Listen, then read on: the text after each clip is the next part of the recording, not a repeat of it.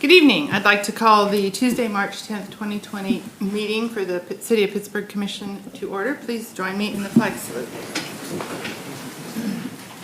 I pledge allegiance to the flag of the United States of America and to the republic for which it stands, one nation, under God, indivisible, with liberty and justice for all. All right. We will move into public input. I will invite Pete up. But just caution those that want to participate in public input, please limit your remarks to 3 to 5 minutes. Thank you, Pete. We will be well within 3 Okay. Exceed expectations. Let us pray. Lord our God, as we begin this meeting, we ask your blessing. May your spirit of compassion, patience, and care for others be with us. May your love shield us from the dangers of inclement weather, and your strength assist us in dealing with the challenges of our time. We pray especially for the most vulnerable in our community, our children, our elderly, and those who find themselves in need. Especially in this time of concern over the flu, we pray for hardy immune systems and the well-being of our healthcare professionals. We also pray for those who are in public office, that they may make wise decisions which are always in the best interest of the common good. May your wisdom and peace be with us this evening. Amen. Amen.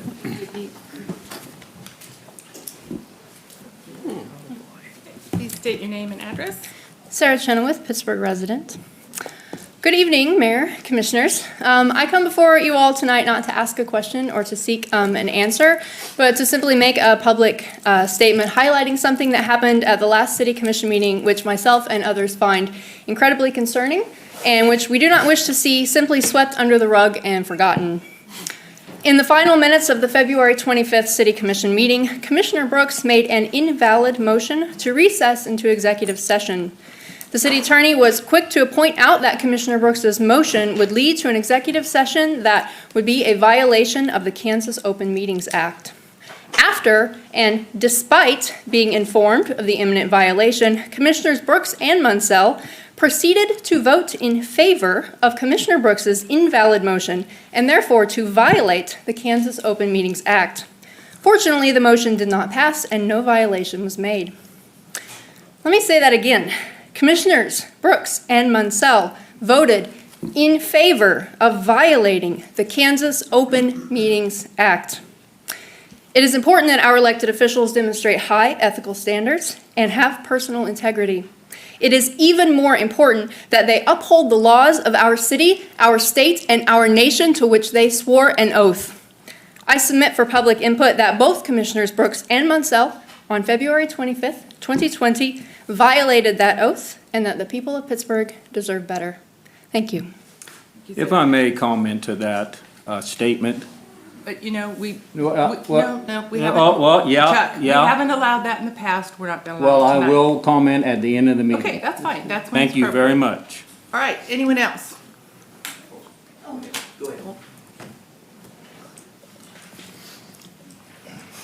Mayor, Hello. Commissioners, my name is Nancy Engel, and I live at 511 East 21st Street here in Pittsburgh, and I'm a retired attorney.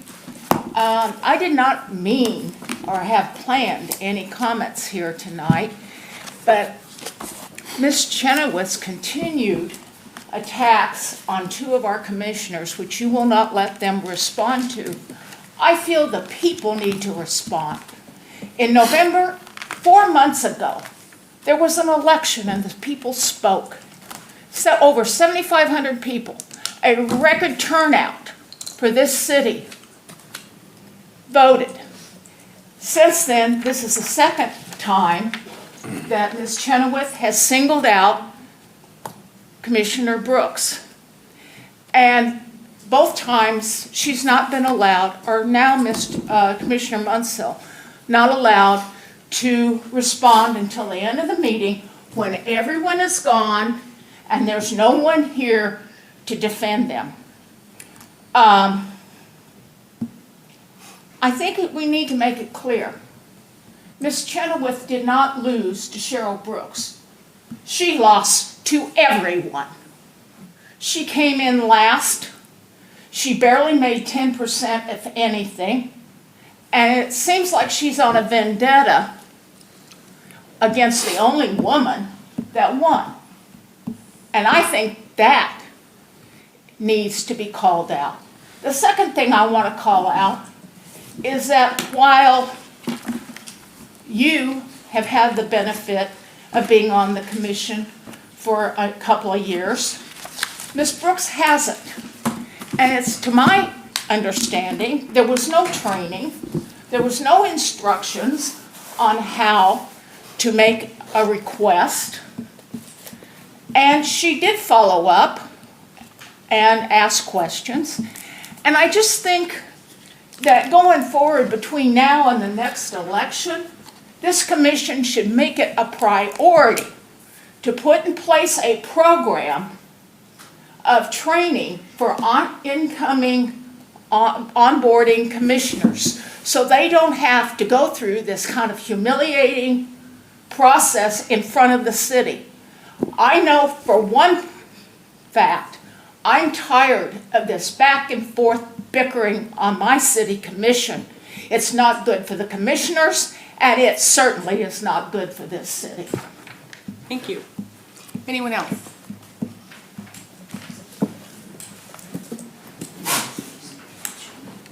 William Strength, 1515 Hampton, here in Pittsburgh. Let me see if I can get this camera to work here. What do I need to do to get this to show up on the screen here? I'm sorry, just move forward. Okay, there you go.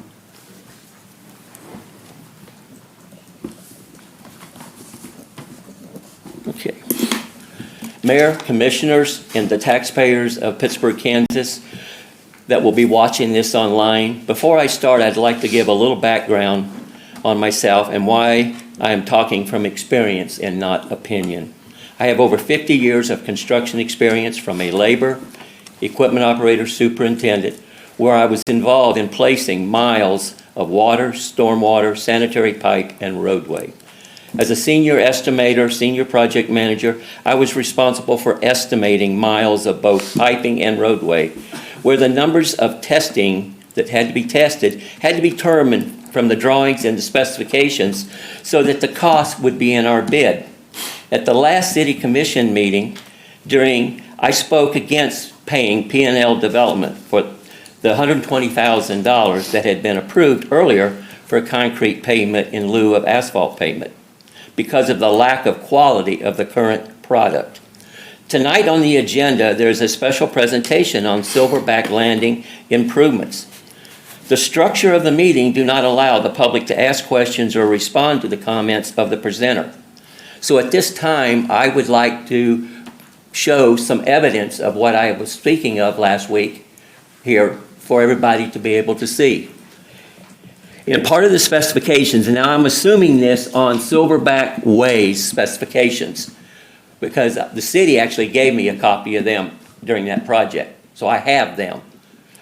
Now, I don't know if they changed on Silverback Landing, but I doubt it. They went backwards. You would all think that the specs would go up, if anything. On the pavement joints, it says in the specs, all exposed edges and joints shall be finished with a suitable edging or joining tool. This is pictures right here of what's out at Silverback right now. You can see the quality. And then here is pictures of North Walnut, which the city was so proud of. They invited the governor and had a big ribbon cutting ceremony. And you can see the difference in the quality of the joints on this one here. Also calls for compaction. The compaction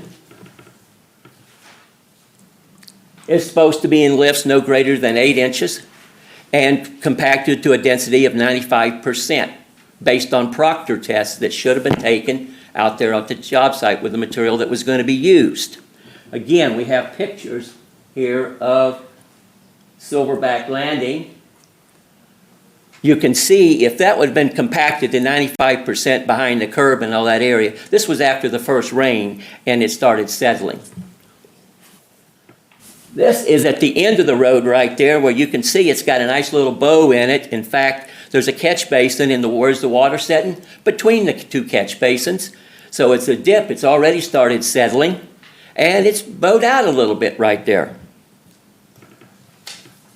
Here's another picture of another structure that is where the material started settling. Now I will say they've been out there since then and they've shoveled it back full, but no compaction. We'll see if it settles again. And it settled. Here's the best part picture. From that first one, here's another picture, and if you can't zoom it up enough, but you can see the settling, you can see where the curbs don't match up, and you can see the curb gutters already cracked. And there's no traffic on it yet. What's going to happen when you start getting traffic out there? Mr. Strength, you have about a minute left. For 5 minutes? Yep. Okay, and then in the trench, it says for the piping, it's supposed to be backfilled in 8-inch lifts. I got the video where they just dumped that in, and you can tell by that picture there is no compaction whatsoever, and that is under the roadway, and it's going to continue to settle.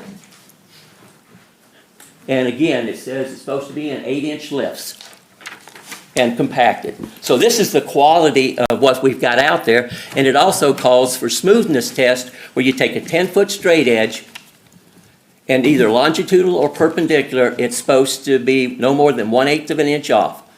I'll guarantee you, just from them pictures you're seeing, there's a lot of places it's way more than 1/8 of an inch off. Thank you. Thank you. Anyone else?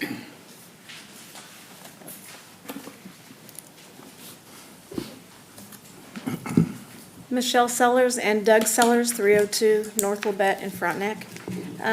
I own and we operate BKC Fireworks, and we're here again tonight to ask you to reconsider the increase that you guys made in 2018. I received a letter from the City of Pittsburgh on February 16th of 2018 that had increased the firework stand license fee from $250 to $5,000. So at that point, when I got the letter, I went back to the agenda, and you have a copy of the agenda. Went back to the agenda to find out what happened, what caused this increase, why all of a sudden are we increasing. If you want to go ahead and hand that one to them. So I've given you just a copy of the agenda, the resolution, the letter from Jake's Fireworks that was attached in the agenda.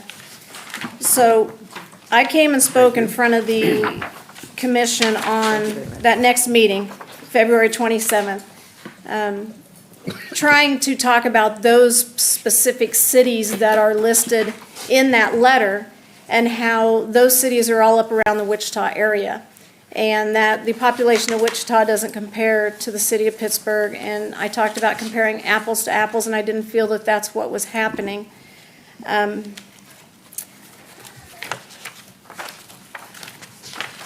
Unfortunately, well, let me think back. I should have put this all in order. We've been running a tent in Frontenac for 13 years, and when we had the opportunity to come into Pittsburgh, when the tent that was in Ron's Supermarket decided to no longer be there, Ron's Supermarket wanted someone that was local. So we were approached to move into the Ron Supermarket parking lot, and we were there for 2 years, paying the $250, and then we went in the third year, finally getting to the $5,000, able to operate a tent there. We were only able to make about $800 while the city made $5,000, and we were not able to go in there last year, which is why we're trying to get you guys to reconsider again the increase. I came back the following year and tried to bring it up again and ask you guys to consider lowering it again so that we would be able to stay in the city of Pittsburgh. I had passed out, oh, you passed everything? Sorry. Yes. I had passed out the packet that you have now, again, just showing that the comparison of the cities that was being used to justify the increase was again up around the Wichita area. And I had also, on that very first page of the packet that shows the 316 area code, had shown where three of the cities, can't find my packet now, where three of the cities in there it is, Valley Center, even though it is 6,000 is the cap, which is what was stated in the letter, that they only charge $1 per square foot. So it depends on the tent. You don't have to pay that maximum of 6. Same with the Towanda and the Hayesville. You can see on there that I was able to call and find that out. Is there anything else you want to add? I can't think of anything. No. Other We than just, this year's gonna be extremely challenging with some of the other events that are going on. It's gonna be difficult enough, let alone expanding into another location again, trying to come back into the city of Pittsburgh where we would like to do business. We'd just like to take this challenge away from us. The challenge of the $5,000 license fee puts it over our head. We are a small business. It's gonna be especially challenging for small businesses, as was in the media the other day. We'd just like some assistance from the city to be able to do business in the city of Pittsburgh. Okay, Thank thank you. Any other public comments? All right, seeing none, we'll move on. Kansas Department of Transportation Law Enforcement Liaison Daniel Kaiser will present the Pittsburgh Police Department with the AAA Safe Driving Award and share with us how many years in a row we've gotten this.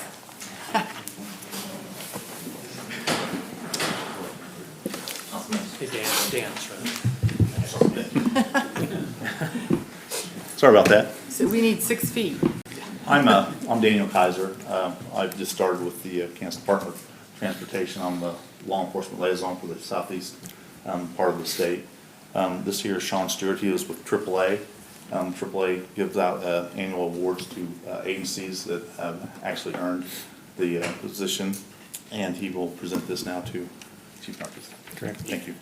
Ms. Mayor, members of the commission, thanks so much for having us here this evening. As Dan alluded to, I'm honored to be here to present the AAA Kansas Community Traffic Safety Award to the police department for their work in 2019.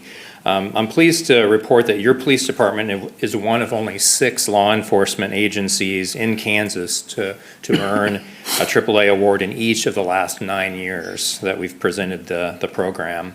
What's also remarkable is that for the last 8 years, including this year's, they have earned a platinum award, the highest level that AAA can bestow upon a law enforcement agency.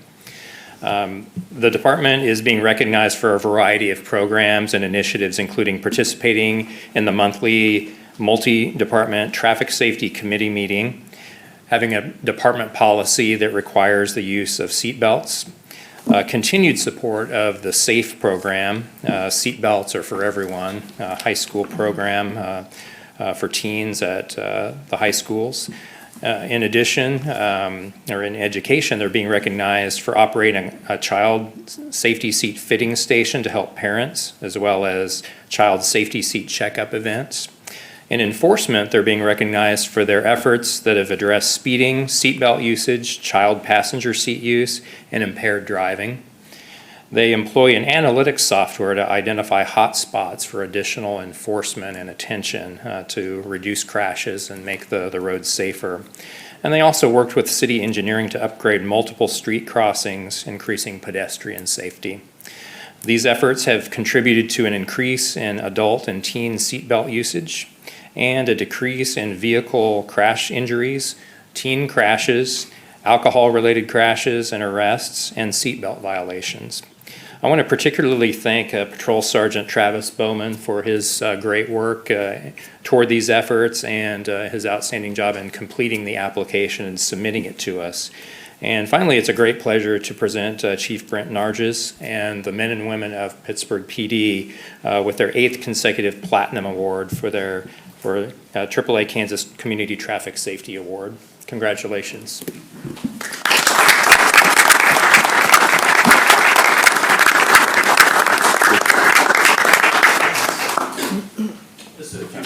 Two quick words. Thank you to Sean and AAA for this award. Certainly, I first want to thank our city commission and our city manager for our ongoing support of all the traffic safety initiatives that we do have at the Pittsburgh Police Department that we've had for a number of years, past 15, 20 years. Really, we've been pretty proactive.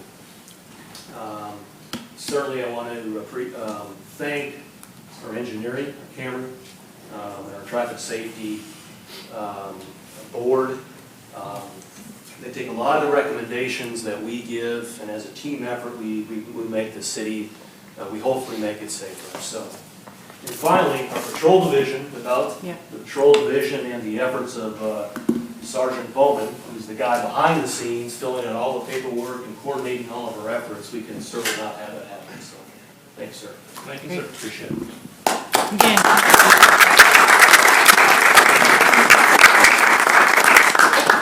Photo op. Great, thank you. Thank you very much for your support and your leadership. Congratulations, thank you for being here tonight. All right, we will move into the consent agenda. We have A through F. We have the approval of the February 25th City Commission meeting minutes, approval of the Police Department request to waive the city bid policy for capital purchases in order to purchase two 2020 Dodge Durango Police Package SUVs for a total purchase price of $60,559.44, utilizing the State of Kansas Vehicle Purchasing Contract as a governmental subunit. Approval of the application submitted by Brian Hansen for a dance hall license valid only on March 14th, 2020 for McCarthy's Pub located at 221 East 3rd Street and authorize city clerk to issue the license. D, approval of staff recommendation to award the bid for the provision of the asphalt concrete material for the 2020 sales tax street program in Crawford County, Kansas, consisting of an estimated combined total of 17,500 tons of asphaltic concrete base and surface mix to the lone bidder Heckert Construction Company, Inc. of Pittsburgh based on their bids, and you can see the bids there. Approval of the staff request to purchase a case compact wheel loader for the Public Utilities Street Division in the total amount of $100,338.32, and to enter into a 5-year lease purchase agreement with U.S. Bank of Pittsburgh, Kansas, based on the interest rate of 1.87%, and annual payments in the amount of $20,818.07. And finally, approval of the appropriation ordinance for the period ending March 10th, 2020, subject to the release of HUD expenditures when the funds are received. Any agenda items to be pulled off? I'd like to pull off E, please. I wanted E2, but go with thanks, Patrick. E2, Okay, bingo. on the same track. All right. All right, do I have a motion to approve the consent agenda minus E? That would be A, B, C, D, and F. So move. I second it. Moved by Patrick, seconded by Chuck. Roll call vote. Brooks, Yes. Fields, Yes. McNay, Yes. Munsell, Yes. O'Brien. Yes. Going back to E. Oh, motion carries. Approval of staff request to purchase a case compact wheel loader for the Public Utility Street Division in the total amount of $100,338.32, and to enter into a 5-year lease purchase agreement with the U.S. Bank of Pittsburgh, Kansas, based on the interest rate of 1.87% and annual payments in the amount of $20,818.07. And if approved, authorize the mayor to sign the lease purchase agreement once prepared. Matt? My question basically is, what the hell is this? And what's it do? And I think I think the people who are watching, might want to know what we're spending their $100,000 on. It's a rubber tire front-end loader, It's a rubber tire front-end front-end loader. loader for use with Do the all street.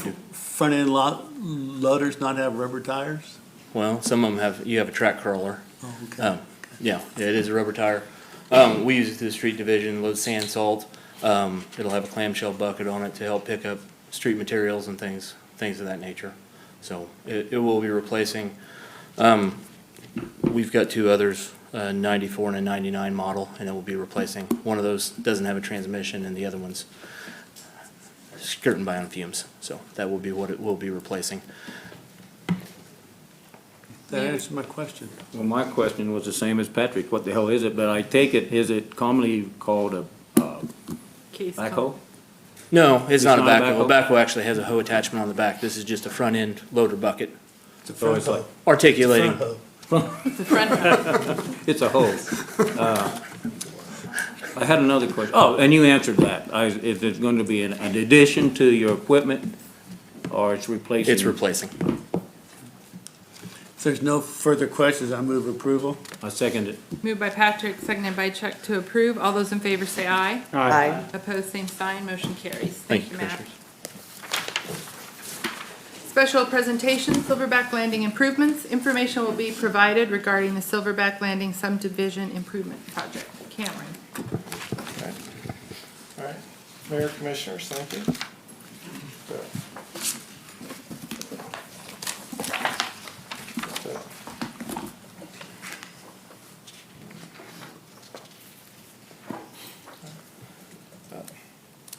If Ryan will hit the screens, I've got a map kind of showing for folks that may not be familiar with where the subdivision is in relation to the city. It's southeast of the intersection of Rouse and Quincy, south of the East Hills Addition, commonly known as Bittner's Addition. It is, during this first phase, it's only being accessed off of Centennial for construction and all the residential traffic as it develops through there. Cameron, let's wait till we can see it, if you don't mind. Dun, dun, dun, dun. Jeff wanted to show off his new jacket. Looks nice.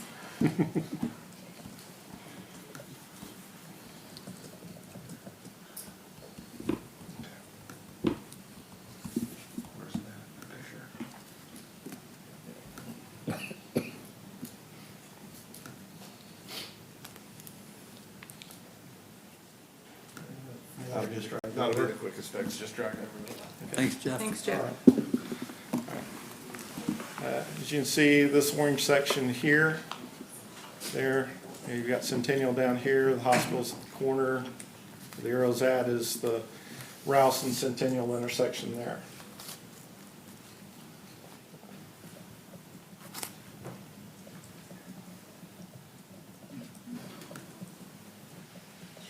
Get this over.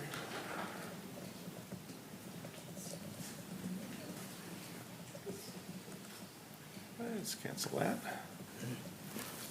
All right.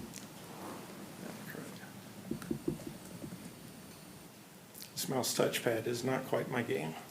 You're doing fine. But here you can see this is the subdivision as it's platted out. We've got the Silverback Way coming down to Centennial. It's immediately east of the tracks. You've got the hospital down here to the south of Centennial, and PSU's across the tracks on that west side there. So this is the area that we're looking at, is this first phase kind of comes down from the street headed north down, and it just more or less goes straight south there. So we're looking at about 4 or 5 different cul-de-sacs there, as well as that main street going through. And just kind of I want to talk a little bit about the process that we're going through for this project. The city staff, this is just as you're coming into the subdivision looking north. City staff is the ones that perform the inspections on the project. Greg Hardester was our main inspector on that. He spent well over 400 hours out there and continues to as they continue to try and wrap up the project. The street is essentially done except for a few punch list items. The storm sewer is done. The sanitary gravity sewer is done. They have work to do on the force, testing on the force main, and then to finish installing the lift station to pump the sewage once it's in place and operational. Greg's been with the city over 30 years and has had quite a bit of time of inspections. He's done other developments there south of the hospital along Rouse. He inspected those. He's inspected numerous projects that the city's done itself, as well as having outside folks involved in it. Now with this project, we had teamed up. We have Olson, who's the on-call city firm. That was the firm that was selected by the developer to do the material testing on the project. And for doing the roadway itself, it was Emery Sapp. They have quite a long list of quality projects they've done, a lot of history and a very good reputation. So I believe that we've got a very good project out there. I'll ask Jack and Ron to come up. here as I go through some of the points that were brought up at the last commission meeting.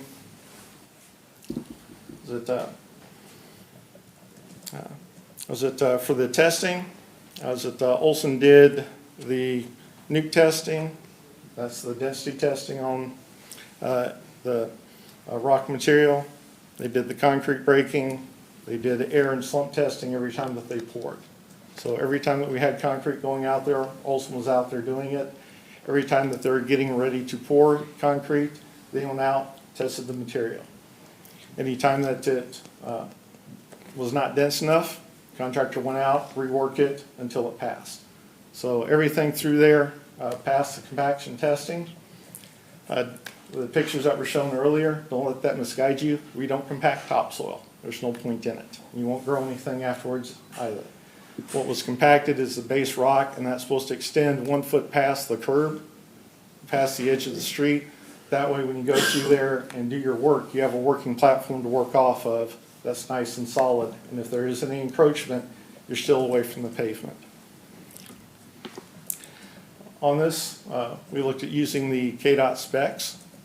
So through that, he talked about the profilograph for basically making sure that the smoothness factor, as well as doing the core samples, that was part of the original specifications. Again, we lined this up just like on South Rouse. With South Rouse, talking with KDOT, it was decided not to do the profilograph or the core samples, given the quality of work, the amount of inspection that was done, the traffic, and the speed limit on the roadway. It's not like a highway where you've got just a small bump that's suddenly going to impact your overall ride. If you're looking at a neighborhood, 30 miles per hour max, there's not a whole lot to gain from that. Your remedy, if there is anything to be done, would be going there and try and grind down that little bit of a hump. Driven over that road quite a number of times, I don't see that there's going to be any impact whatsoever going forward. And again, we had inspection on it throughout there. So we don't think we would gain anything by punching holes every 500 feet in that new pavement, creating weak spots that potentially could lead to premature aging of the concrete street. Some of the comments on the joints. The joints still, get the mouse back, still have to be done. It's one of the punch list items. So you've seen pictures of some of the others. Here's another one that we've got. You see there's just a nice one single saw cut through there.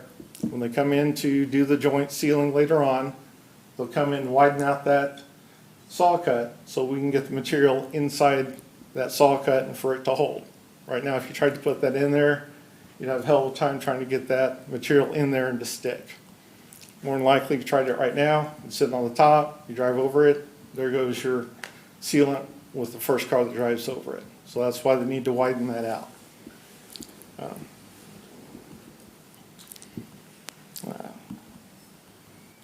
Like I say, there's some of those spots there with the joints. We know that they need some potential work. We'll see how they go when we go through and do the crack sealing, see what's there. I know there are a couple of spots that'll be touched up as part of their warranty work later on. But like I say, at this point in time, a lot of what I've seen out there is much more cosmetic than it is any real structural issues. If there are structural issues, we would have gotten that taken care of right then and there. And as far as the curbing, yeah, some of the curbing, I say, to be honest, some of the workmanship isn't the best in the world, but again, it's still structurally sound. You know, to try and say that, you know, because the curbing doesn't look good, the road's bad, that's like saying that your house is ruined just because you got a bad paint job. The house itself is still solid. It'll still live up to its life. You just have something that doesn't look the best in the world. Okay? And here you can kind of point it out here. You can see a little bit of, I think they had a little wetter mix go on at this point in time. And if this area here started to slough off, they realized that they had some wet mix. So they ended up that next saw cut. They ended up terminating the work, cut that off, and went and poured back that next section the next day. to make sure that they had the high-quality roadway that we needed to have at the end of the project. And to say that the curbs are sinking, for there to be any sinking, you'd have to have displacement and motion going down. There's none out there. What you see at those areas there, they came back later when they poured the street, they boxed out for the curb inlets. They came back later to pour those. So that's why there are different areas there. As you guys have been in any of the Kansas downfalls, rainfalls, you want to make sure to get water in that inlet quickly. So they do slope into the inlet sharper than the rest of the curb line. So that's not sinking, that's the way it's poured. Concrete is not flexible pavement, it's solid. So that area that was bowed, it's not because the concrete's moving. Concrete moved at break. So what you're just seeing is just an aesthetic issue there. So nothing structurally impacted there. As far as the backfill, everything that was underneath the street was put in with rock and AB3, compacted up and tested. That was all done. What he showed there was areas behind the curb. In those, they did do natural backfill, especially for the water. The water department told them, we would prefer you go back in there with the natural dirt. Reason for that is that if you have a leak at some point in the future, you know, be it a service line busted, a failed gasket, or 5 years from now, someone else putting in fiber goes in there and nicks it, puts a hole in it. You don't have water flowing downstream, downhill, 100, 200 feet before it actually comes up to the surface.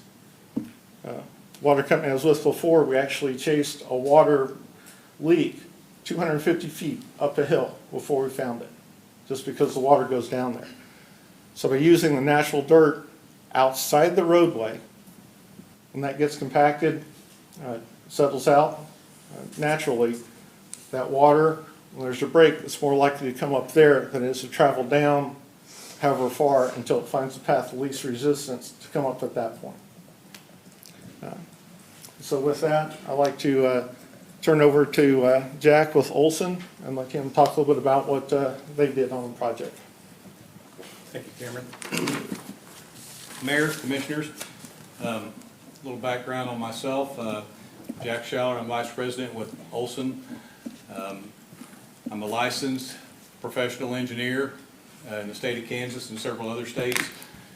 Part of my background, I've been in the construction industry directly for 25 years, and I've also been in it for all of my life, as my father owned his own construction company prior to that, from before I was born. More recently, I was, before I come to work at Olson, I was Assistant Public Works Director for the City of Joplin. So I've been on both sides of the table. So I want to make sure I don't say anything wrong here, so if you see me looking down reading this, make sure I'm trying to get some of the quotes right. So the company I work for, Olson, has been around since 1956. It's got 1,200 people in it, and we got firms in multiple states, or offices in multiple states. We got a fully staffed office here in Pittsburgh, and have since August of 2017, and have done work in Pittsburgh since 2009. We have done numerous projects for the city of Pittsburgh, and we certainly wouldn't sacrifice our reputation or the city's belief in our honesty and our quality. And certainly, at a company that does over $190 million a year worth of work annually, we didn't get this size by doing poor work or cutting corners. So, at the last commission meeting, it was stated that the developer pays for the city to do the inspection, and then stated that the city gave up that responsibility to the developer to hire his own tester. Well, the inspector and the tester are two different things. The city did do the inspection, and the contractor, Emery Sapp & Sons, hired Olson to do the testing for the subgrade, the base rock, and the concrete. These are two different things. One is for compliance with specifications, and one is for compliance with materials and material placement. It was also stated that for the aggregate base, we would check the thickness of the aggregate and the base to see if it's compacted like it's supposed to be. Well, there again, thickness and compaction are not the same thing. Thickness is, of course, just how thick it is. Compaction is the density based on a proctor of the associated materials that you're using a percentage of the maximum on. So, as he indicated at the prior meeting, the specs call for 95% compaction under the road and 92% compaction 5 foot out. Here are our test results. Oh, excuse me. Here are our test results for the compaction on the subgrade, the base rock, and the concrete. You'll see we probably have over an inch thick of concrete, soil, and aggregate testing that was done. So it was said that the city should get a hold of the inspector that the developer did hire, if he hired one. Well, they hired a tester, and we are here. And look at the inspection reports. All of our reports, testing reports, have been turned in to Emery Sapp and Son, and I believe have been turned into the city through Emery Sapp and Sons. As I've stated previously, we're hired to do material testing, and the results are right here. Emery Sapp and Sons has a good reputation, and they're a contractor that does good quality work. And they hired us because we have a good reputation for supplying honest results.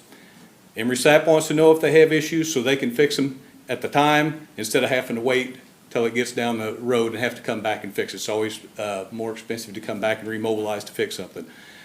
So the contractor, they went out, they continued with all their compaction efforts, and if they had an area that was unsatisfactory, we sat there with them and we worked with them until they got it rolled in enough that it would meet compaction results. So there's one area that had some rutting in it. They couldn't achieve compaction on it, and they tried, so they finally come out and removed it, replaced it with new material, compacted it down to get compaction. So if you're not aware of the typical section out there, which is if you slice through it and see what it looks like, you have concrete, base rock, then there's a layer of geotextile fabric, and then your subgrade, your dirt. So the geotextile fabric that's put in there adds a layer of kind of a factor of safety that goes with that. So any soft, small areas that you got that are small areas, that geotextile fabric can stretch out. Whenever you drive over, it'll stretch out, and it has a tensile strength to it, and it allows you, whenever you put more material on top, as we call it, kind of sweetening the mix on the top, and you recompact it down, it actually strengthens that area back up again. So it's able to fill that little divot, and you add more material on the top, and it keeps material from coming up through it into the aggregate, and it also keeps material from sinking down lower. So the city's investment to place concrete in lieu of asphalt should lead to a long-term, low-maintenance road for years to come. For the level of investment the city had to make to get this, speaking from a former public works person, that's a no-brainer, that's the right thing to do. If I could build that much road for $120,000, I'd do it all day long, every day. Another thing, this project also has a warranty period. So if there's any of these items that come up now or in the future, the contractor is going to be responsible for the repairs. And, Emery Sapp and Sons has always been good to come in and do those repairs on any job that we've ever worked with them on. Lastly, it was mentioned the city should make sure that they, which would be speaking of us, did what they were supposed to do. Our firm has a reputation for doing honest and ethical work, as evidenced from the fact that we've taken the test results for the entirety of the project, and that we worked hand in hand with Emery Sapp and Son and the city to achieve the passing results. We look at it as collaboratively working together to bring a quality product to the city of Pittsburgh. Thank you for your time. I have a question on the warranty. How long is the warranty for on that? It's a 1 year 1 year? 1 year from from acceptance. acceptance, okay. I have a question. Are the technical specifications the same for Silverback Landing as they were for Silverback Way? Essentially, yes. Okay. So was the backfill placed in 6-inch lifts and tested? When it's underneath the roadway, it was compacted in lifts, yes. Quick When- comment there. On the landing project, there was no fill placed. It was mostly excavation.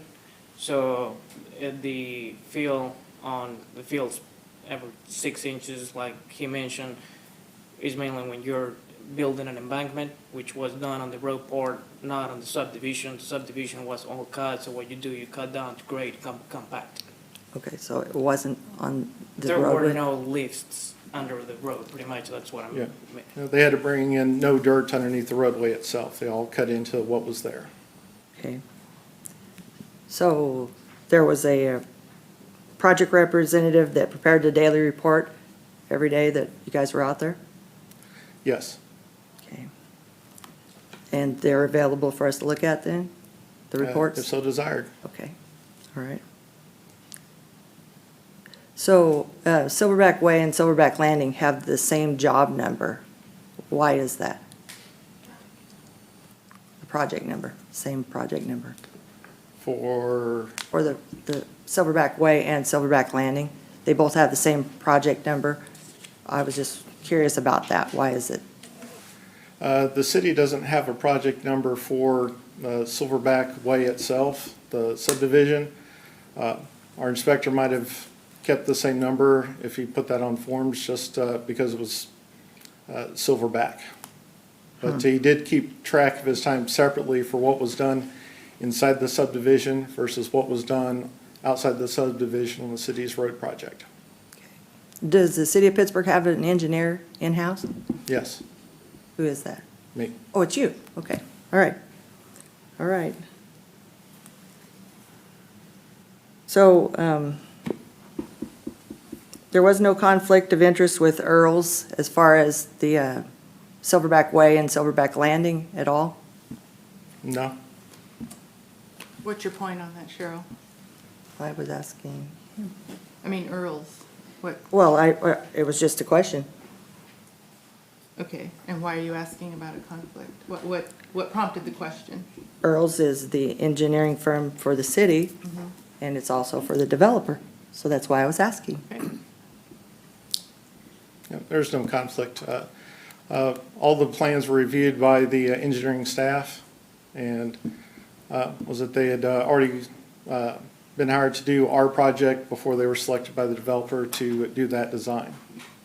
And the developer was free to select whoever he chose. Okay. And that was also another reason why we made sure we had Olson, who was not part of that, to do the inspections there. The city, just to be clear, the city doesn't have an engineer outside of Cameron. We don't have a unique, specific contract with an engineering firm. We have 5 to 6 engineering firms.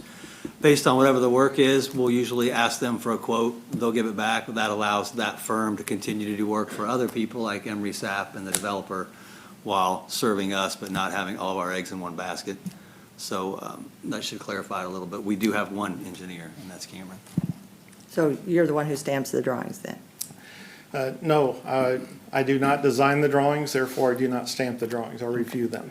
They're stamped by the designer. All right. Thank you. Any other questions? No? Thank you for so the much for being information. here. Yes, Thanks, we guys. appreciate it. Good job, Jack. All right, moving on. Consider the following. Development agreement, Peyton's Hamlet. Consider entering into a development agreement with Shane R. Canar for the Peyton's Hamlet Rural Housing Incentive District. All right. Dr. Scott were here, I think we'd be all issued engineering certificates after that. Maybe we can ask him. A micro, whatever that's called. Okay, so Peyton's Hamlet, Cameron's pulling that up here. Last commission meeting when we went through the development plan of Peyton's Hamlet, again, that's a project Dr. Shane Canar is working on to bring 4 homes into the Rural Housing Incentive District north of Deer Run. In front of you, we are here to, I guess, approve the development agreement for Peyton's Hamlet. So if you have any questions on that, I'll do my best to answer. Yeah, the one, I take that is where the development is, it's a cul-de-sac off Deer Run. Is that Deer Run? I can't hardly read this. Yeah. The entrance to this development is where, at the end of Deer Run, the north end? Yeah, let me pull up a aerial map here.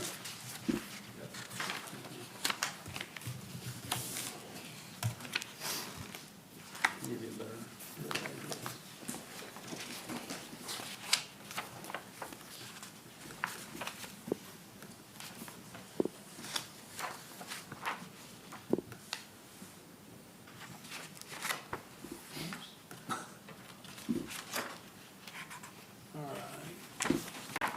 So if you look, Deer Run is right here, or East Quincy, coming east of town here.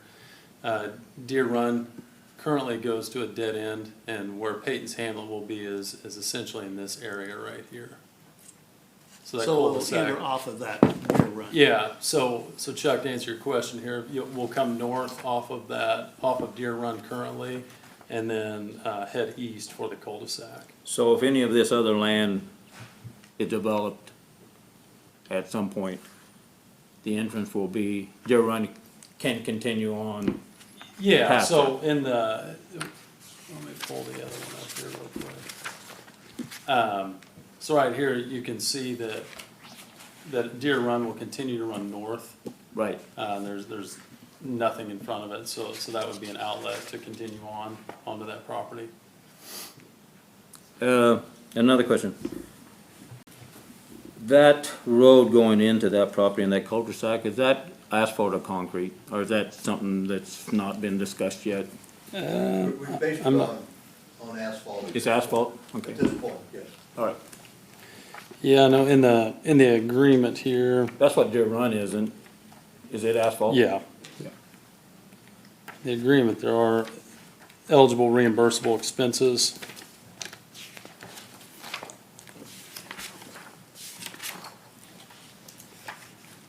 I can get to the page here.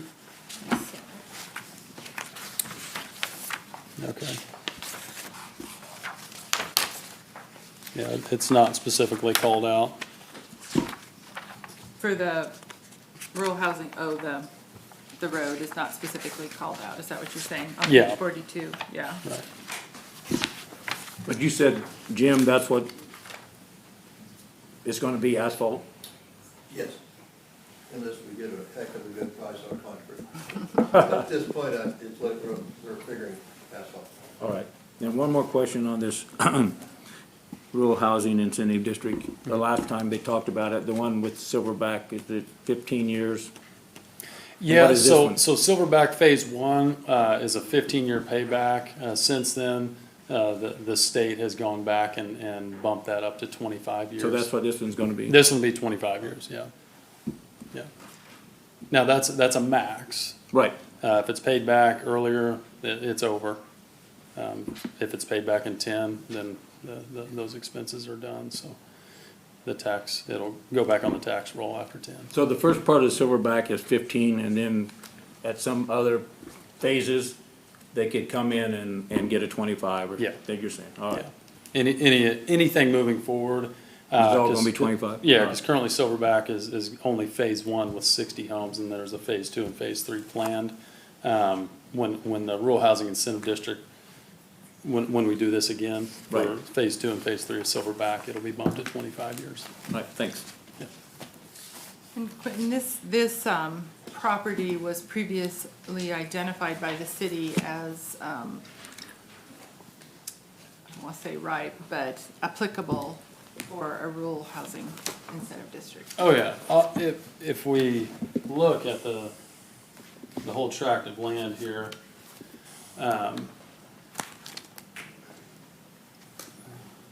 this thing. If you look at the entire tract of land, this is all part of it is all eligible for the Rural Housing Incentive District for housing development. And Quentin, the street at the top there is Fourth. Yes, this is Just so 126 people look or that up. East Fourth Street. Not everybody's right used to here. looking from above.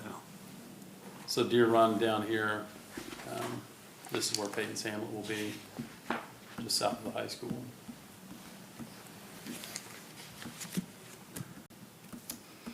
I have no further questions. No? Anyone else?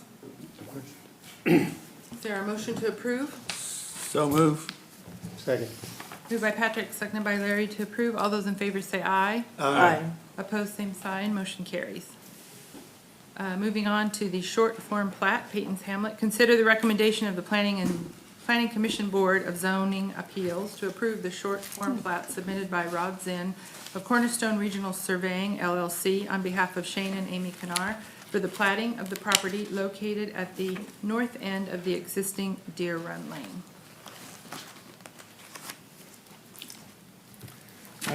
This is, again, just the plat of the RID district that just entered into the agreement of. It's 4 lots, so it's a short form plat with that. We've already been through the initial discussion on the design of the street and improvements that way as well.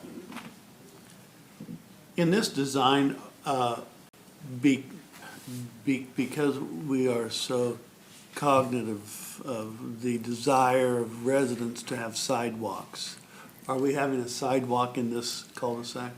Yes, we are. They're going to have a sidewalk around the cul-de-sac. We're not going to make them go north and south at this point in time. It's such a short extension to it. And given the fact that no one currently else has that, but it's being set up where future developments, as they run to the, if they run to the north, that they would continue sidewalk on there to start making that interconnection.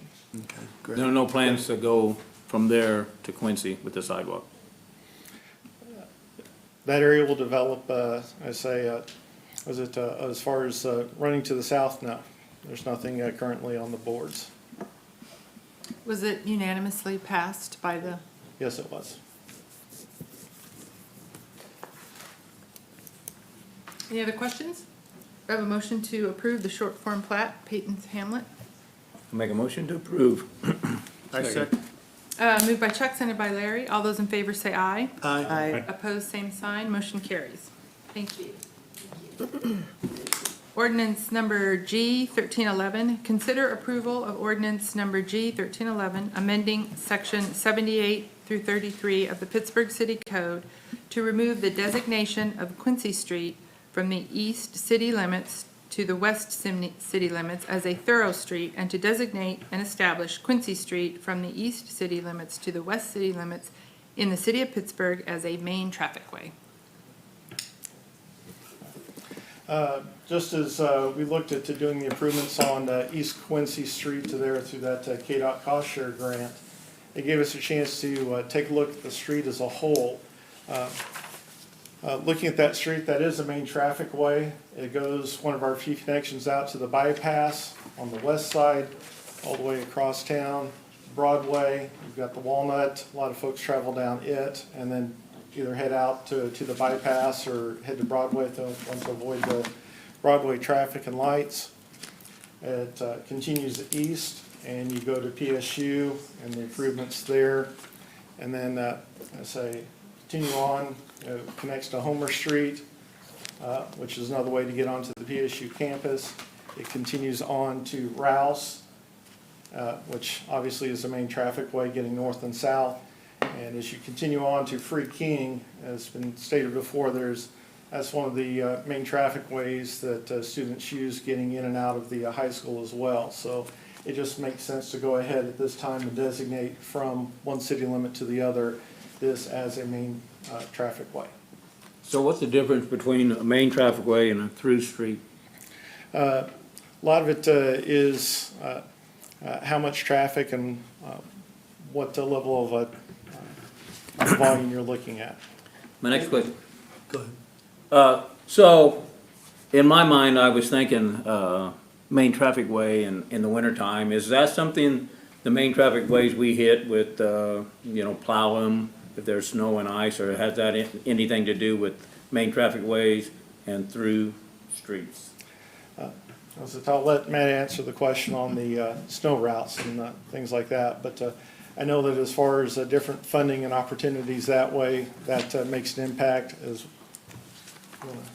Yeah, we hit Quincy, yes. Quincy. That's what I was thinking, if it's a main Yeah. traffic way, you'd hit them first. We have three levels of priorities around the town, and we'll even get into the main carriers like Walnut and Pine and Locust and Elm. Right. It's third tier. Yeah, So, but yes, Quincy is the top tier one. after the first, actually it's the second tier, I believe. After we hit the main Rouse, Centennial, Atkinson, and Broadway. Right. And I have one more question on Joplin Street. Joplin from north city limits to the south city limits is a through street. Then it says Joplin Street from Atkinson Road, which is the north city limits, to Centennial Drive. Is that not the south city limits of Pittsburgh? Centennial Not. Drive. No, it goes out So, further. so one is a through street and one is a main traffic way. So it's only a main traffic way to Centennial. So the city limits on past, the Joplin would go to Centennial, so yeah. So Joplin goes to Centennial, and the city limits goes past Centennial to the south behind Random Acres and Random Estates. right, but Joplin just goes to Centennial. Right, and then we split. So it's a through street and a main traffic way, Joplin could be. All right, gotcha. And I might just add, the designation of Quincy that we're doing here as a main traffic way gives us some additional funding options too, as far as bonding any improvements to that street. So that's one of the, factors that we're considering here as well.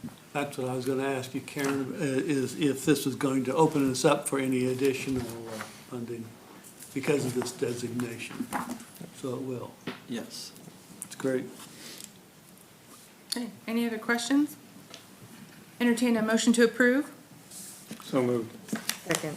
Moved by Larry, seconded by Cheryl. All those in favor say aye. Aye. Opposed, same sign. Motion carries. Thank you, Cameron. This is your busy night, Cameron. Moving into non-agenda and reports and requests, bi-monthly budget review. Jamie.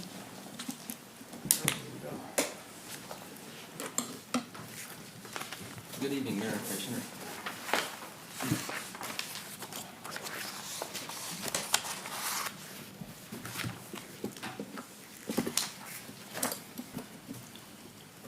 Well, I don't know how I'm gonna be able to fix this. I'm not a techie like these other guys are.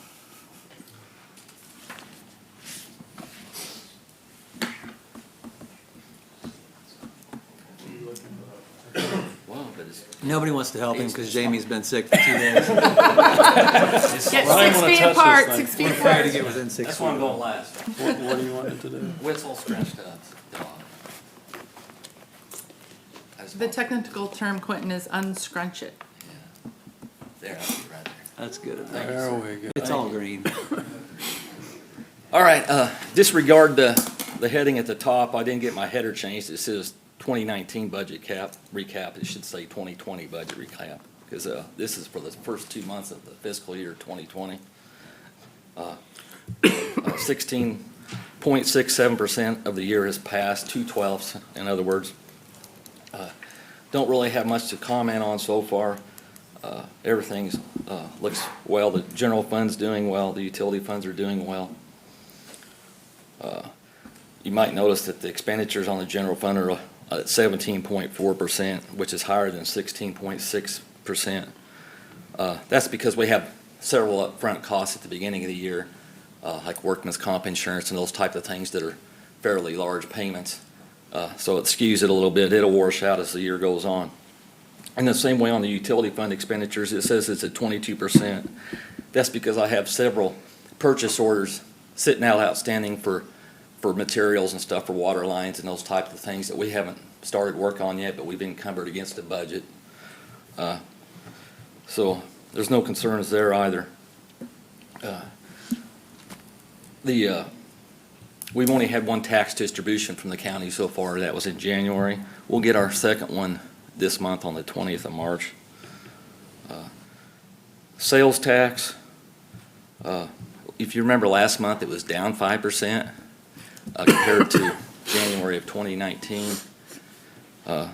We've rebounded. We're up 0.13% compared to the same period last year now. So hopefully that continues back to normal. But if you recall, we were up 10% in January of 2019, so it's still a strong economy. The casino revenue, we just got casino revenue in today for February. It was $30,500, which is, I think, our highest month we've ever had, and it continues to do better than the year before. It's the highest Yeah. March we've ever had. Yeah, right. So, what was projected that would bring into the city, Jamie, when they first built? Well, they projected, I think, 30 million in. No, per year. Oh, per year? Yeah. I mean, Our portion of the city or? Yeah, Oh, okay. Yeah, well, they projected their gaming totals would be 30 million.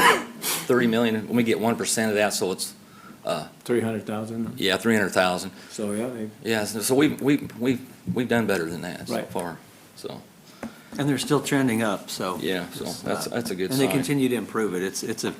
We've been lucky. Yeah, we ended the year, last year at 15.5 million overall for all the funds. We got about 18.5 million right now, or at the end of February. But like I said about the property taxes from the county, when we only get them like 6 times a year, and then it just stops. So it builds up at the front of the year, then it gradually declines as we spend out, and then it levels out. So everything's doing just fine right now on the funds, if anybody has any questions. Looks good. Any questions for Jamie? Thank you. Thank you. Thanks, Jamie. Darren, any reports, non-agenda reports? Oh, yeah, Arvest, we have an Arvest Bank subordination agreement that we wanted to get in front of you today. We found out about it Friday. And they were telling us that they didn't want to wait 2.5 weeks, so. Is, Yeah, so just go over timeline here. In August of 18, EDAC awarded P&L Development $450,000 as the gap financing for the approved Arvest loan of $1.95 million, or the projected loan amount. In July of 2019, looks like Arvest loaned Mickey and P&L Development $1.43 million, which created a gap there.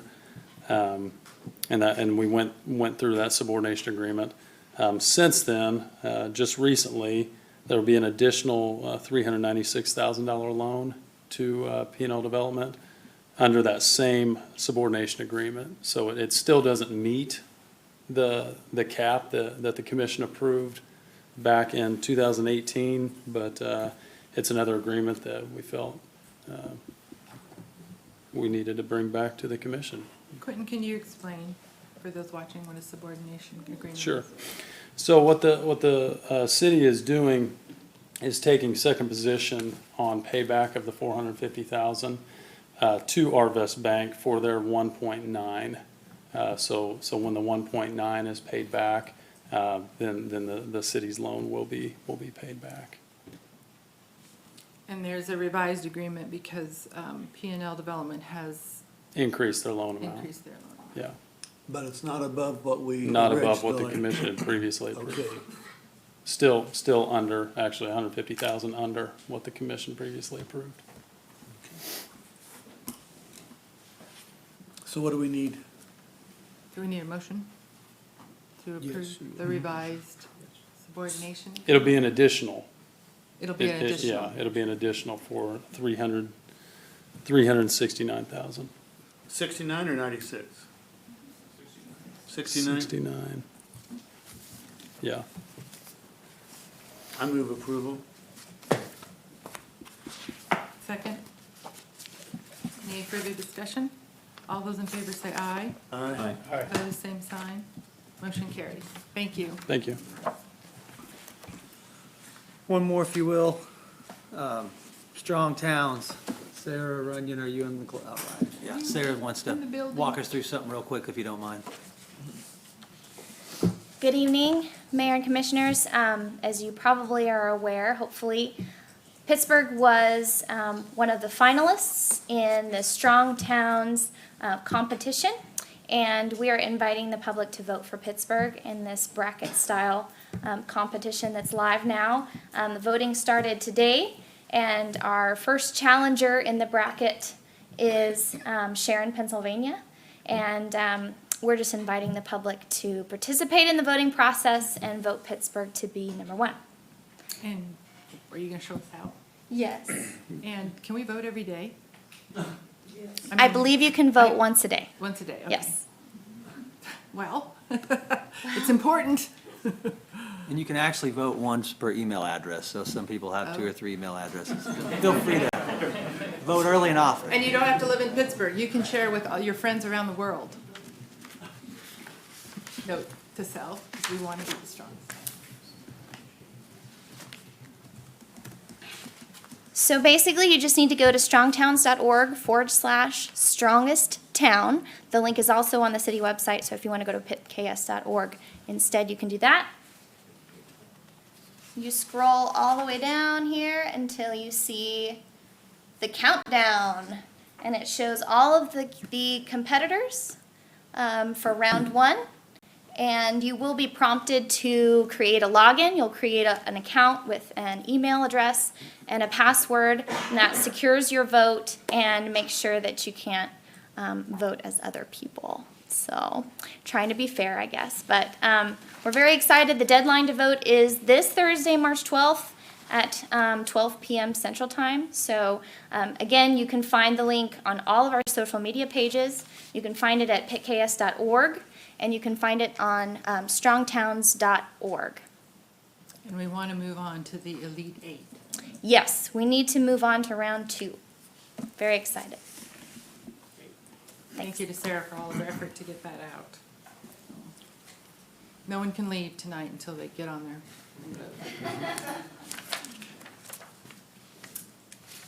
That's all we have. I've got one more. He snuck in. Yeah, sorry. I received notification from the traffic control contractor. So 2 weeks from today, the 24th, and we're getting ready to release a press release. But on North Rouse at 20th, where the railroad tracks cross, there will be a full closure happening on North Rouse, starting the 24th through the 31st as they replace that crossing. So just kind of a 2-week heads up since we have the mic tonight to be prepared for that, and they'll put out advance warning, and we'll get a press release out here shortly, so to notify everyone. So that'll affect getting to Meadowlark, maybe? Yes, it could. Okay. So. Thanks, Matt. Anybody else? Surprise. All right, I think that's it. Commissioners? Yes, I do. I'd like to ask Henry for some clarification on the procedures that we've talked about this week. As far as the procedures for the meetings, you and I had talked, and I had requested that possibly the Kansas Attorney General's office has seminars, or the Kansas League of Municipalities has seminars that deal with open meetings and Kansas motions and whatnot. And I think after several discussions, I finally have it to where he agreed that it was right, and I'd like to make a motion. But I just wondered if Henry had any thoughts on possibly having a seminar at some point? I personally go to, the league seminars on an annual basis. I think they have seminars for, or at least at the league meetings, have conferences devoted to the Open Meetings Act. I don't personally go to the governing body portion of those meetings, but I know, Dawn, or Patrick, you've probably been and can back me up on that. I was not aware that the Attorney General's office would actually come in unless there's been a violation to essentially educate the governing body. No violation, there's just been a lot of discussion. I know that reporter had talked with even the county government, and they're changing their way of doing executive session. And they were talking about possibly having a seminar themselves, so that's why I was inquiring. I think it'd be good for any government around here if we did have one locally. We can, absolutely, Commissioner, we can do it two ways. The event that you were scheduled to go to with at least half of the commission was going, and the weather was bad, so nobody got to go, that would have been covered partially, but perhaps the easiest thing would be to have somebody from the league just come down here. We're having another working day. We had one in, I think, February, I felt like, but maybe it was January. But if that's maybe the easiest thing, if that's what you're requesting, is we'll just schedule a time, get somebody down here, and have one of the five of you can make it. We've done that before at the working day in May. If you don't want to wait until May, we can see their availability. The legislature's in session, so it's hard to get somebody from the league that knows what they're talking about that's not up there in the session. But absolutely, we can bring somebody. And I think that's what I would recommend. But I would also recommend that there's a bevy of trainings that you can go to in Topeka through the league during the year that I'll make sure that you continue to get notifications of those, and we'll get you scheduled. Okay. So with that, I'd like to make a motion that the city commission recess into executive session to discuss the city manager's contract provisions pursuant to the non-elected personnel matter exception, KSA 75-4319B1. The open meeting will resume in the city commission chamber 1 hour from now if it's approved. I'd like to make a motion. Okay, there's a motion on the table. Is there a second? I second it. All right, well, I guess Cheryl, I guess to give you a little grace as a new commissioner, but I am a little confused. You confused me because 2 weeks ago, you requested through the city clerk, executive session for goals. The email I got this morning was an executive session for the role of the city manager, which I think Henry clarified for you that Yes. that. And now it's performance, what was it? It is city manager's contract provisions. Okay. And Henry and I had discussed this. This was the best route to take. Okay. Well, I would also remind my fellow commissioners that on December 10th, the first meeting when everyone was seated, we did go into executive session as requested by Commissioner Munsell. The motion was made by Commissioner Munsell, seconded by Commissioner Brooks, to discuss the 2019 evaluation and the 2020 employment terms, which I think is probably what you're referring to. So we've already had the opportunity to have those discussions. I know in the email that you sent me this morning, you also requested that it only be the 5 commissioners. I'm not comfortable with that at all. I would always want the city attorney there, so. As long as you stick to the topic, you're the mayor, you could make sure that would happen. I completely understand though. Well. But, I was elected for the city commission to represent the people. So, whenever you shut me down constantly, you're shutting their voice down too. I do want you to know that because every single time I've asked you, yes, I may be new and I am learning about this, but this is right now. And Henry concurred with me about that. I'm not challenging you on the validity of your motion. I'm not agreeing with you that we need to do it. So. But that is of your opinion. That is my opinion, and I'm expressing it just like you express your opinion. We each have one single vote. So I'm just saying that we've already had these discussions, and you have kind of switched the things you want to talk about, and I find that confusing, so I'm unclear as to really what it is you want to talk about. Well, you always come back at me about something. You obviously think that I don't think you know more than me. I have questions about things, so if this is the only way to take care of this, then I should be afforded that. Okay, well, I will. As far as I'm concerned, the topics that you have put on this agenda, we've already discussed in length at this December meeting, and I don't see that anything relevant or significant has changed since that time. So I don't see the reason for it either. That's just my opinion. So are the questions that you have, can those be answered by Henry in terms of the contract? Why would I do that whenever I thought it was to be discussed with the commission? Well, the contract's already been approved, so. That's neither here nor there. I'm not contesting that, but I have questions. Okay, well, Okay, we have a motion. any other discussion? Henry, is this going to be, this is just the same thing we did almost 2 weeks ago, and you said we couldn't do it. Now you're saying we can do it. Is that right? Well, no, the Because motion, there's nothing on the agenda about it. Right. It's not on the agenda. It's not here. no, the motion last time was not adequate to go in my opinion, the motion this time is adequate. But it's not on the agenda, and is that okay?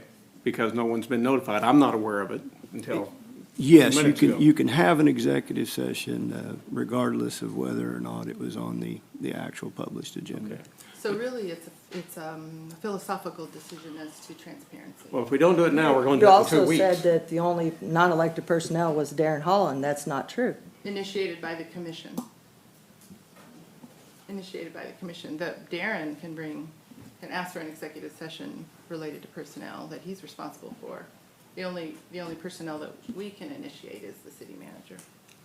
Henry, when we talked today, would you Yeah, clarify that? I would probably not agree with that particular assertion. I think, obviously, the city manager is in charge of all the personnel at the city. If he wants to bring an executive session to discuss anyone else in the city employment, he can do so. I don't think there's anything legally that would prohibit one of you from asking for that either. Well, I don't think we need 60 minutes personally, but that's my opinion, and I would want Henry to, if this motion passes, I would want Henry to join us. Well, I agree with that. Henry should be in there. So, I guess, any other discussion? Well, I don't have a discussion on that, but there is a motion and a second. I just have a question. I wanted to respond to an allegation made against me, so do we do that after we go into executive session? Why don't we approve the motion and then Sure. or not approve it. Take action on the motion. So there is a motion on the table to adjourn into executive session for the purpose of discussing non-elected personnel. And the topic is, clarify for that. For the Tammy. City manager's contract provisions. City manager's contract provisions for the period of 60 minutes to include, you haven't stated that the city manager should be included. Are you open to a friendly amendment to your motion to include the city attorney? According to this, from what I read, I don't, probably not, but if that would be what the rest of you would want, I would be okay with that. So you're okay with amending your motion to include the city attorney? Sure. Okay. Okay. You will need to second that, by the way. It's been seconded. Oh, that part? That part. Okay. So you're, I second it. okay. Okay, all those in favor say aye. Aye. Aye. Opposed, same sign. Aye. Aye. Larry? I'm going to be in favor of it simply because we're coming back to this in 2 weeks. And if we don't do it in 2 weeks, we're coming back to it in a month. We're coming back to it in 6 weeks, because this isn't going away until we do this. Okay, So I think we should do it and get it over with. all right, so motion carries 3-2. Before we adjourn, Chuck? Yes, I just want to respond to I a don't like statement. surprises either. You want that? He was stating he doesn't like surprises. Well, I can go ahead. Yeah, sorry. I just want to respond to public input portion of the meeting. When I was elected a commissioner, I was given a governing body handbook, and that's why I ask about it. I think it's a very good piece of reference that we all should have. And in the handbook, it talked about executive session and the procedure. I remember, like you said, I had one, I called one, whenever it was in December, and listed the things that we were going to talk about. But I also called one, I went through the procedure and talked to the city clerk about getting it on the agenda. I didn't give specifics, it's non-elected personnel, and was granted. Talked to city attorney about it also on advice of another commissioner that didn't think you could call an executive session, and I just referred to this handbook, which I think is very important we have. I didn't realize that, I guess evidently, things has changed since the newest copy, well, what I have is a 2015. I don't know what copy you have, Henry, or what copy you have, Tammy, but, so I called the executive session and no questions were asked, didn't give any details, so that's why I voted to second Cheryl's motion. I also Can I ask you something? I'm got the floor now. Well, but I I'm also confused. seconded Cheryl's motion. And after that was voted down, I talked to the county attorney, not county attorney, county commissioner, and seen how they do executive sessions. I asked them, how do you go through the process? And they basically told me the same process that I did way back when. They called for an executive session, they called it for, 15 minutes at a time. Tom Moody's called one. Commissioner Jeremy Johnson called them also. No specifics, but they did it the same way we used to do. Evidently, that's changed. So, and I agree with Cheryl, I should be educated on the procedure. But if I would have had a current book, maybe that would have been in the book. I don't know. But I just wonder if the person that talked in public input has the same desires to go to the county commission and let them know they have violated or attempted to, they violated Kansas Open Meeting Act. I just wonder if that person has planned to attend the next county commission meeting and school the county commissioners on what they did. And, I admit, maybe we do need training. I need training because I work for the citizens of Pittsburgh. They elected me 3 times. And I think the person that comes up here and makes the comments doesn't realize that, are not happy with the last election. And there's nothing I can do about that. Evidently, the people in Pittsburgh elected the people they wanted to represent them. And fortunately for me, I've been elected 3 times. And if they didn't want me, they could vote me out, just like they did the person that came forward. So I welcome any education in the process of what Cheryl asked for the So Chuck, I have a question. I'm not answering any question. I'm making a statement. You're not The gonna person that made her statement, you wouldn't allow me to address her, so I'm just making my statement. I did what I thought was right according to the handbook from 2015, and this is 2020. So, yes, maybe if things has changed, I do need educated, but I still think that, and no, I don't think I know. I work for the citizens of Pittsburgh. They elected me 3 times. They like what I'm doing. If I've done something wrong, well, then most certainly I'm going to get educated on doing a better job. But the person that comes up every meeting, not every meeting, but when she does, she just needs to come to the fact that the citizens didn't want her Okay, at Chuck, the last election, I and think that's you've made what your happened. point, so let's I've go made ahead. my point, Yeah, and I'm so- done, so you can shut me off, Dawn, but Well- I'm sure I'm gonna get my point made. Thank you. Yeah, you made your point. We need to adjourn into an executive session for 60 minutes, and we'll be back.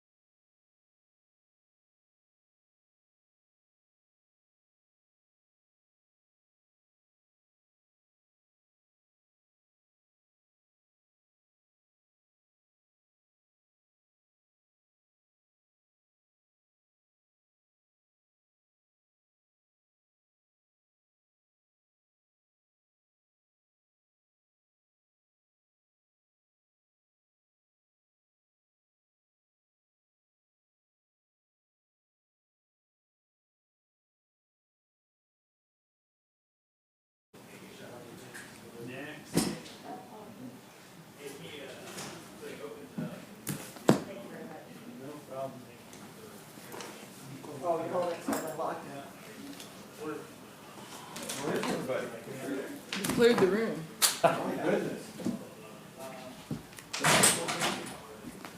Here's some blah, blah, blah. All you got. How's the strong city? I'll find out the end of the week. Are there people out there, Joey, to come back in? Okay. And then vote again tomorrow. Yes, and vote again tomorrow. That's right. And my wife has a couple emails, so she can vote more than once, huh? Yes. Yes. Okay. So I have to So sign what in does with. this do for us, Sarah? Make us stronger? Recognition. Recognition? Yeah, we just get recognized. Star in the crown? Yeah. And if we end up We against don't get Hamilton, money or Missouri, whatever. we both are gonna have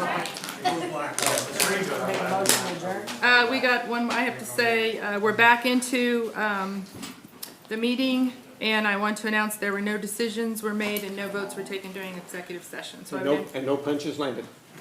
Nope, she was too far away. I would entertain a motion to adjourn. So moved. Motion by Larry, seconded by somebody over there, Patrick. All those in favor say aye. Aye. Opposed, same sign. Motion carries. Good job. Recycle. You need a better hand. Cheryl?